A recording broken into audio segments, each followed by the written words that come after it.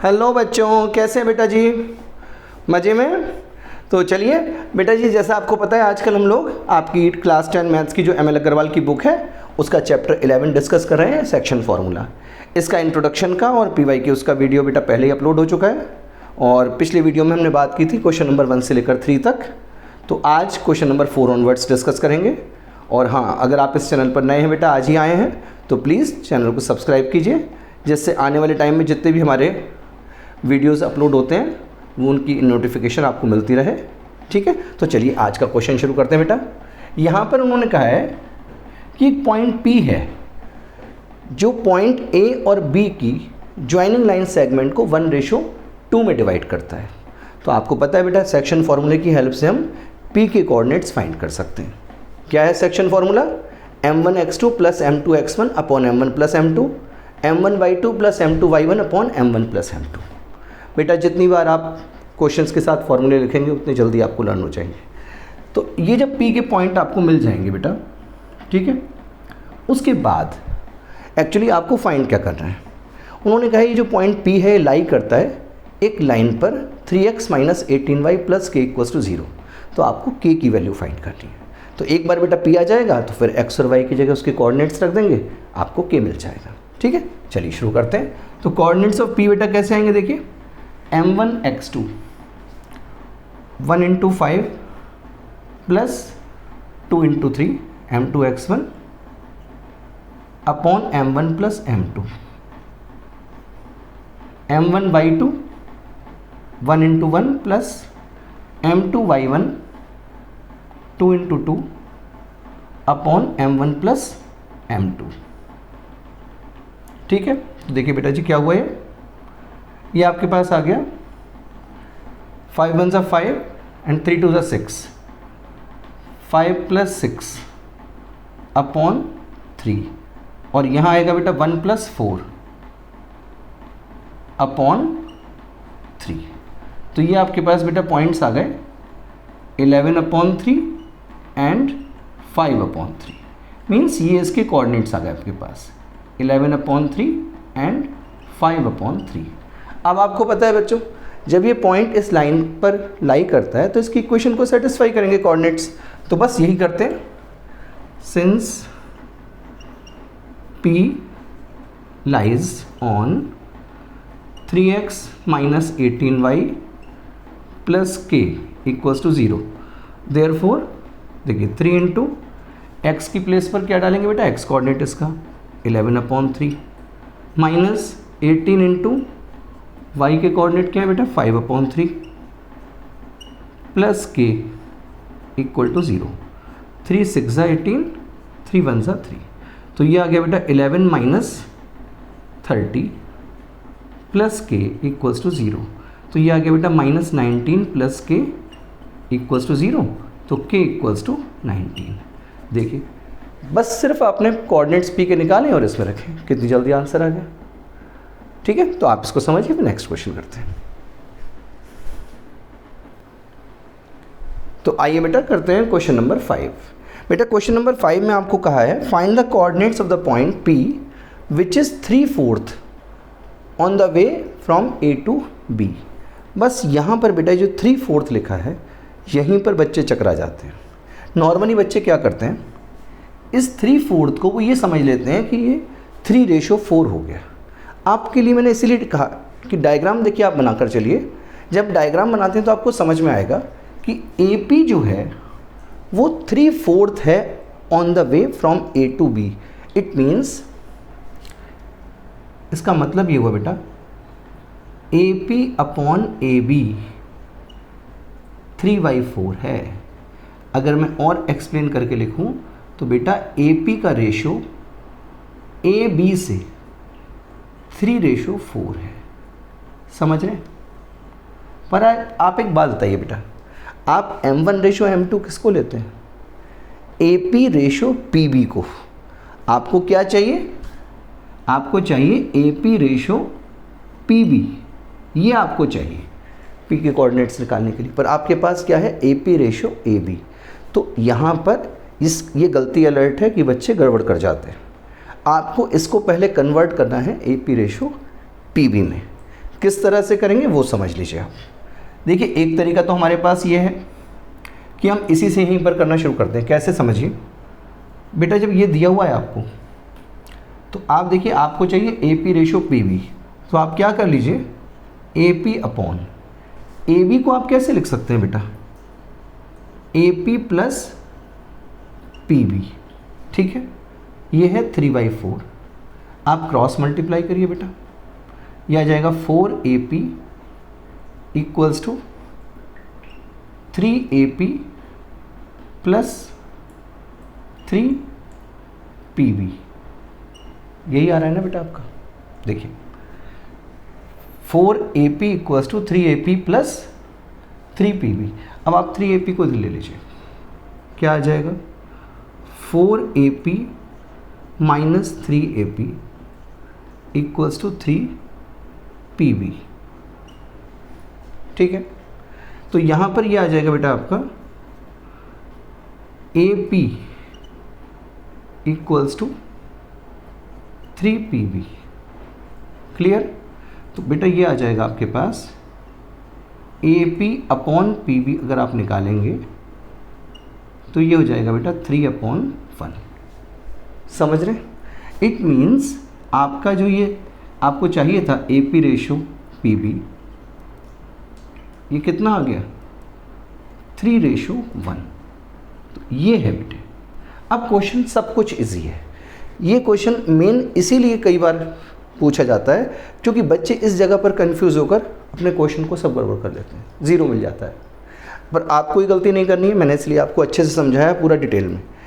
अच्छा, आप अगर आप एक और शॉर्टकट चाहें तो क्या कर सकते हैं कि ये 3/4 है, तो आप ऐसा भी कर सकते हैं कि आपने ए बी लिखा और इसको 4 इक्वल पार्ट्स में डिवाइड कर लिया, ठीक। तो आपका पी आप कहाँ लिखेंगे, यहाँ पर 3/4, तो पी आपका यहाँ पर है, तो आप इस तरह से शो करके भी इसमें लिख सकते हैं। इसके बाद कि since P is on the way 3/4 from A to B, therefore A P ratio P B equals to 3/1। Examiner को बेसिकली इन सब चीज़ों से मतलब नहीं है, उनको इस चीज़ से मतलब है कि आपने A P ratio P B को 3/1 फाइंड कर लिया या नहीं कर लिया। बस ये आप कर लेते हैं तो फिर तो कोई दिक्कत ही नहीं है। देखिए कोऑर्डिनेट्स ऑफ पी कैसे आएंगे अब फटाफट। Coordinates of P m1 x2 3 × -2 plus m2 x1 upon m1 plus m2, m1 y2 3 × 5 plus m2 y1 upon m1 plus m2, ठीक। तो यहाँ पर बेटा जी ये क्या हो जाएगा आपके पास 3 2 6 -6 प्लस 3 अपॉन 4, 5 3 15 प्लस 1 16 अपॉन 4। तो ये हो जाएगा बेटा आपके पास -3/4 एंड यहाँ पर आ जाएगा बेटा 16/4। तो ये आ जाएगा आपका 4 4 16, तो यहाँ पर आ गए -3/4, 4 आंसर, ठीक है। तो ये आपके पी के कोऑर्डिनेट्स आ गए। एक बार हम देख लेते हैं बेटा इसमें, ठीक है। आंसर शीट में ये आंसर है बेटा। तो आप समझ रहे हैं, बस मेन आपकी हर्डल ये थी कि आपको ए P ratio P V find करना था। एक बार बेटा आपने ये फाइंड कर लिया 3/1, फिर तो बिल्कुल इजीली आपके पास पी के कोऑर्डिनेट्स आ जाएंगे, ठीक है। तो आप इसको समझिए, फिर नेक्स्ट क्वेश्चन करते हैं। आइए बच्चों करते हैं क्वेश्चन नंबर 6। बहुत ही इजी क्वेश्चन है। बस बच्चों एक चीज़ मैं आपको बताऊं, जब भी इसके क्वेश्चंस आपको करने होते हैं तो आप उसका एक रफ डायग्राम ज़रूर बना लिया करिए। अब जैसे यहीं पर है, यहाँ पर उन्होंने कहा इस क्वेश्चन में the line segment joining A and B is the diameter of a circle with centre C. आपको सी के कोऑर्डिनेट्स फाइंड करने। अब देखिए हमने एक रफ सर्किल बनाया, बहुत अच्छा सा तो नहीं बनाया, लेकिन सर्किल बनाया हमने, उसका एक डायमीटर बनाया ए और बी के आपने कोऑर्डिनेट्स लिखे। अब आपको पता है कि मुझे सी दैट इज़ सेंटर के कोऑर्डिनेट्स निकालने हैं। ये करते ही आपको समझ आ जाएगा कि बेसिकली ये सी पॉइंट है वो ए बी का मिड पॉइंट है। बस अब क्या है, तो बहुत ईजी हो गया क्वेश्चन। तो देखिए कोऑर्डिनेट्स ऑफ सेंटर C कैसे आएंगे बेटा, फॉर्मूला लिख दीजिए, x1 plus x2 upon 2 and y1 plus y2 upon 2। देखो बच्चों कितना इजी है।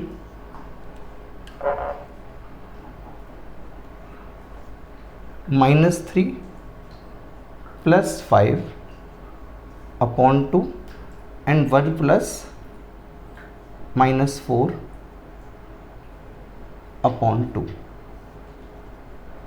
तो ये आ जाएगा बेटा 2 अपॉन 2 कॉमा 1 - 4 -3 अपॉन 2। बेटा 2 से 2 कैंसिल हो गया, 1 सा चला गया, ये आपके पास 1 -3/2 आंसर आ गया। है इजी, कुछ नहीं है बेटा, बिल्कुल इजीली आप कर सकते हैं। एक रफ डायग्राम आपको इतनी हेल्प कर देता है कि क्वेश्चन आपका विद इन अ मिनट या विद इन 2 मिनट्स हो जाता है इसमें। ठीक है, तो आप इसको समझिए, फिर नेक्स्ट क्वेश्चन करते हैं। तो आइए बच्चों करते हैं क्वेश्चन नंबर 7।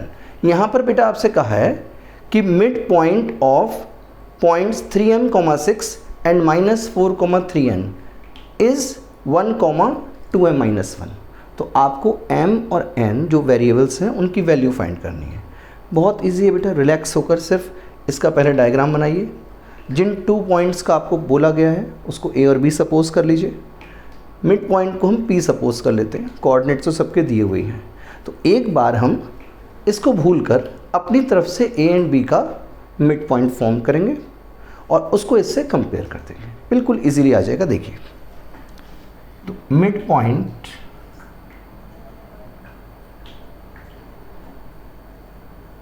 ऑफ AB, इसके कोऑर्डिनेट्स कैसे आएंगे बेटा, आपको फॉर्मूला तो पता ही है, x1 plus x2 upon 2 comma y1 plus y2 upon 2। तो ये बेटा आप लिखेंगे m1 plus m2, sorry x1 plus x2, 3m plus -4 upon 2 and y1 plus y2, 6 plus 3n upon 2। ठीक है, तो ये बेटा आपका आ जाएगा 3m - 4 upon 2 and 6 plus 3n upon 2। अब अकॉर्डिंग टू प्रॉब्लम ये किसके इक्वल है बेटा, इसके इक्वल है। तो on according to problem 3m - 4 upon 2 comma 6 plus 3n upon 2, मैंने दोबारा लिख दिया है, कोई दिक्कत नहीं, ताकि आप कंफ्यूज ना हो जाए, 1, 2m - 1। ठीक, तो आप कंपेयर करिए, ऑन कंपेयरिंग आपका 3m - 4 अपॉन 2 किसके इक्वल हो जाएगा, 1 के। तो बेटा 3m - 4 क्या हो जाएगा, 2 1 = 2, तो 3m हो जाएगा आपका 2 + 4 6 के इक्वल, और आपके लिए यहाँ पर m आ जाएगा बेटा 6/3, 6/3 से 2। ठीक है, तो m की वैल्यू आपको मिल गई। ऐसे ही आप बेटा सेकंड ये कंपेयर कर लीजिए, तो यहाँ पर आपके पास ये आ जाएगा 6 + 3n अपॉन 2, ये बेटा किसके इक्वल है, 2m - 1 के। तो बेटा 2 × m की वैल्यू क्या आ चुकी है, 2 - 1, इट मीन्स ये हो गया बेटा 6 + 3n अपॉन 2, 2 × 2 = 4 - 1, यानी कि 3 के इक्वल हो गया। क्रॉस मल्टीप्लाई कर लीजिए इसमें, तो देखिए बेटा ये आ जाएगा 6 + 3n = 3 × 2 = 6। तो बेटा 3n हो जाएगा आपका 6 - 6 0, देयरफॉर n हो गया बेटा आपके पास 0/3 से 0. Therefore m equals to 2 and n equals to 0. This is your answer. ठीक, देखिए बेटा ए बी का मिड पॉइंट एक बार हमने अपनी तरफ से निकाला और उसको कंपेयर कर दिया उन कोऑर्डिनेट्स के साथ जो आपको गिवन थे। पहली बार आपने जब कंपेयर किया तो बेटा आपके पास m की वैल्यू 2 आ गई और आपने m की वैल्यू 2 को इसमें रखकर जब इसको कंपेयर किया y कोऑर्डिनेट को तो n आपका 0 आ गया। इस तरह से दोनों वेरिएबल्स की वैल्यू हमें मिल गई। ठीक है, तो चलिए बेटा आप इसको समझिए, फिर नेक्स्ट क्वेश्चन करते हैं।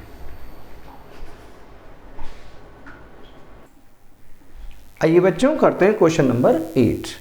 तो बच्चों क्वेश्चन नंबर 8 में आपसे कहा है mid point of line segment P Q is 1 - 2। इस मिड पॉइंट को बेटा हमने m सपोज कर लिया है।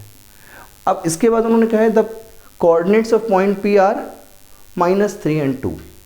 आपको फाइंड करने कोऑर्डिनेट्स q के। तो जो फाइंड करने हैं बेटा हमने इसको सपोज कर लिया कि कोऑर्डिनेट्स ऑफ पॉइंट q हैं x, y।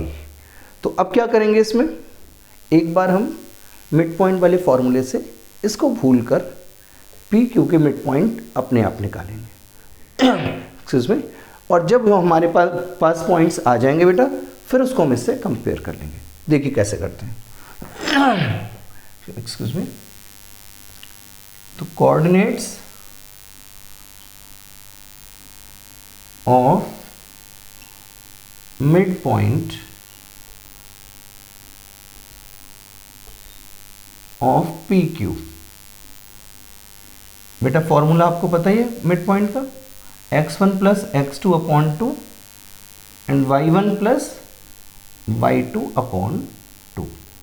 तो देखिए बेटा क्या आते हैं, -3 + x/2 and 2 + y/2। Now according to problem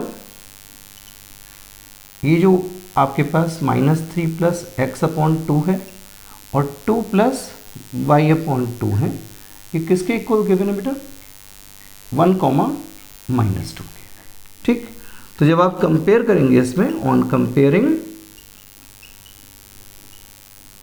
तो बेटा -3 + x/2 ये हो जाएगा बेटा 1, क्रॉस मल्टीप्लाई कर दीजिए, -3 + x इक्वल्स टू हो गया 2 × 1 = 2। तो बेटा जी यहाँ पर आपके पास x आ जाएगा 2, -3 इधर आकर प्लस हो जाएगा बेटा, इक्वल्स टू 5। क्लियर। अब दूसरा कंपैरिजन कीजिए बेटा, 2 + y/2 equals to -2। Cross multiply करते हैं बेटा, तो 2 + y इक्वल्स टू -4। तो बच्चों ये आपके पास y आ जाएगा -4 - 2, that is -6। Therefore coordinates of point Q क्या होंगे बेटा, 5, -6। इसको यहां रख दीजिए। ठीक, दिस इज योर आंसर। ठीक है बच्चों, बहुत इजी है, आराम से आप कर पाएंगे क्योंकि अब तो मिड पॉइंट के हमने कई क्वेश्चंस कर लिए हैं। तो ठीक है बच्चों, आज की वीडियो में इतना ही। आपको वीडियो अच्छा लगा हो तो प्लीज़ लाइक कीजिएगा और कमेंट करके बताइएगा आपको वीडियो कैसा लगा। और आप अगर इस चैनल पर नए हैं तो मैं फिर आपसे एक बार कहूँगा, प्लीज़ चैनल को सब्सक्राइब कीजिए और अपने फ्रेंड्स के साथ भी शेयर कीजिए, जो भी आपके फ्रेंड्स क्लास 10th में हैं, ताकि उनको भी बेनिफिट हो और सर को भी मोटिवेशन मिले। Thank you and have a nice day.